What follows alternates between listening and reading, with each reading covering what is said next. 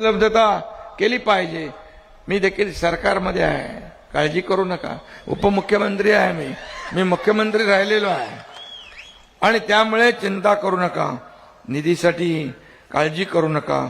या बार्शी तालुक्यामध्ये जेवढी आपल्याला कामं करता येतील, जी आवश्यक आहेत ती कामं केली जातील, हा शब्द मी आपल्याला देतो। विकासाला निधी कमी पडणार नाही, हा शब्द मी देतो। काही लोक म्हणतात निधी कुठून आणणार?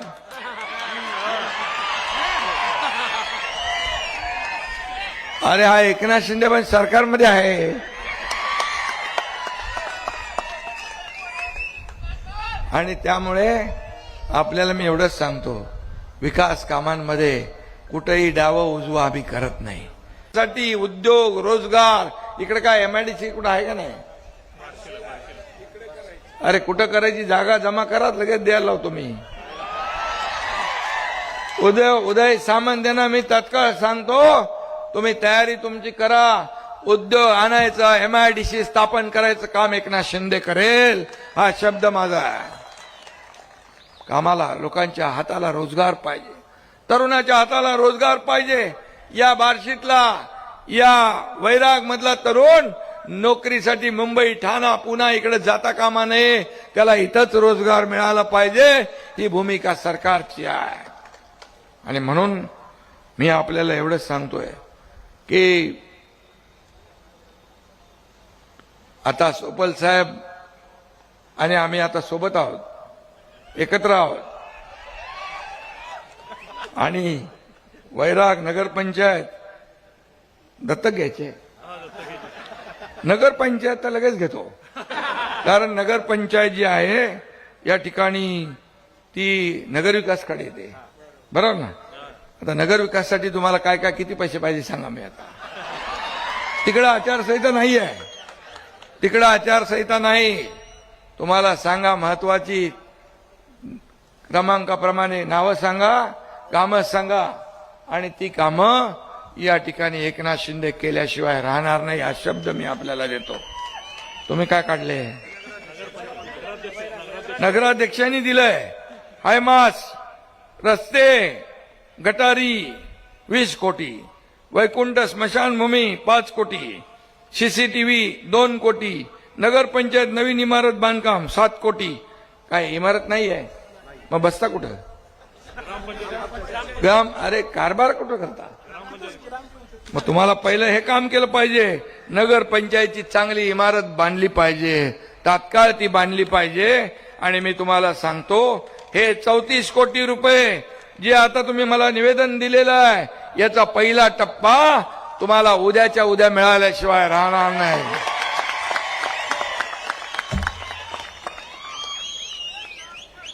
No reason on the spot decision. अरे करतो बघतो पाहतो वाला धंदा नाही आपल्याकडे। एकनाथ शिंदेने 450 कोटी रुपये मुख्यमंत्री सहायता निधीमधून दिले, 450 कोटी, 70 ते 80 हजार लोकांचे जीव वाचवले। हे पैसे कोणाचे आहेत?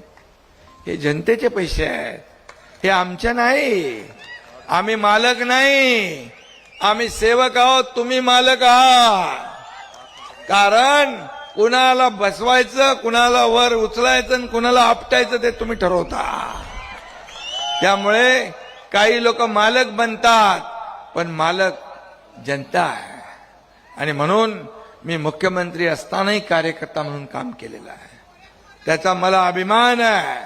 आणि म्हणून युवकांसाठी देखील ज्या योजना आहेत त्या केल्या पाहिजे। इथे येताना मी छत्रपती शिवाजी महाराजांचा आशिवा रोड पुतळा पाहिला, त्याचं सुशोभीकरण करायला पाहिजे ना, ताबडतोब करा त्याला। ते तुमच्या नगरपंचायतमध्ये येते, मग लगेच ते चांगलं पुण्याचं काम करा। शिवाजी महाराज आपला आदर्श आहेत, हे महाराष्ट्राचं आराध्य दैवत आहे।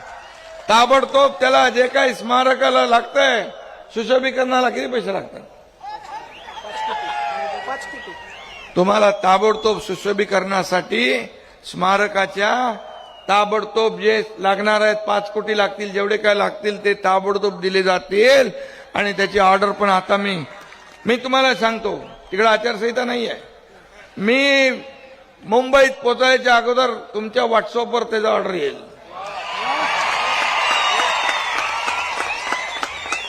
पैसे कुठून आणणार? हे का पैसे? अरे हे पैसे का आपल्या मालकीचे नाहीत, हे जनतेचे पैसे आहेत. आणि म्हणून एकनाथ शिंदे जेव्हा जातो जिकडं तिकडं सभेत तर लोक असतातच, पण रस्त्याच्या दुतर्फा, बिल्डिंग मध्ये, गच्चीवर, घरामध्ये, सगळीकडे दारावर या माझ्या लाडक्या बहिणी भाऊ उभे असतात, वाट पाहत असतात आशीर्वाद द्यायला. हीच माझी कमाई आहे, हीच माझी पुण्याई आहे. मला काय मिळालं